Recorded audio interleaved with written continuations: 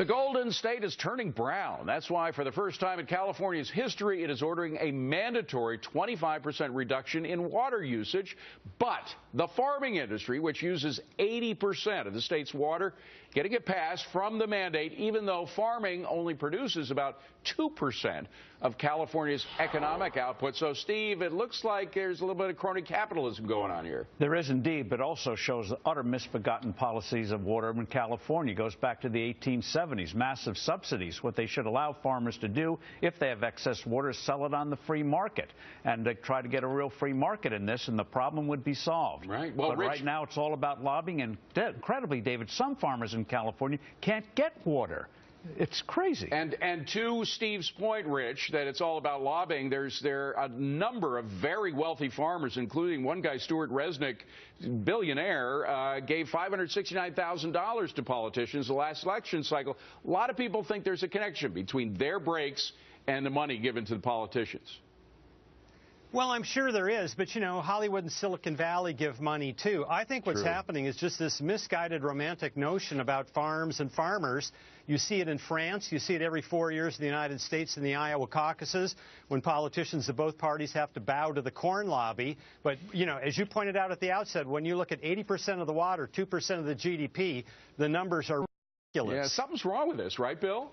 Well, when it comes to crony capitalism, I think the farmers have nothing on the Greens, who did two things. First of all, they blocked the construction of new reservoirs.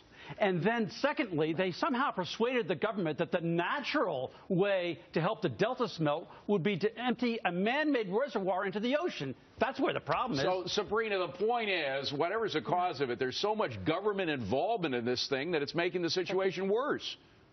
No, that's exactly it. And it's kind of interesting to see the Greens, fighting their own impulses. We've got sort of Jeffersonian America, and they at the same time don't want to use any water. But the explanation for this is simple. We've had price controls, we've had massive subsidies for farmers, and we've had a shortage of supply, as Bill is pointing out. So the end result is that water is cheap. It makes it easy to waste, whether you're a resident or a large farm, and that's where the real problem lies. Carrie, whenever you see government thinking that they're smarter than Mother Nature, I get concerned, and usually the situation gets worse. Well, I think it is. The problem is, I agree with the governor that everyone's got to step up. You know, I'm from Utah. When we were a kid, we had to watch our sprinkler use to make sure we're out in the desert. We got to be careful. But to ignore farmers is to ignore the massive jumbo-sized elephant in the room, 80% of the consumption. So there was a report from the free market think tank called the Pacific Research Institute. They found that farmers are 22% inefficient. I mean, that would solve their drought problem right there. Rich, is another thing is that what they farm, they farm these products like the pistachios and the almonds, which are very water intensive. Maybe we should import them from some other place. Well, and rice and cotton. Yeah, you're exactly right. There's a lot of wonderful agriculture in California that's native to California. The ones you mentioned are not. All right, folks, we've got to leave it at that. Coming up, forget water. Is this an even bigger emergency? 1 in 3 adults have no emergency savings. Our informers can change that coming up.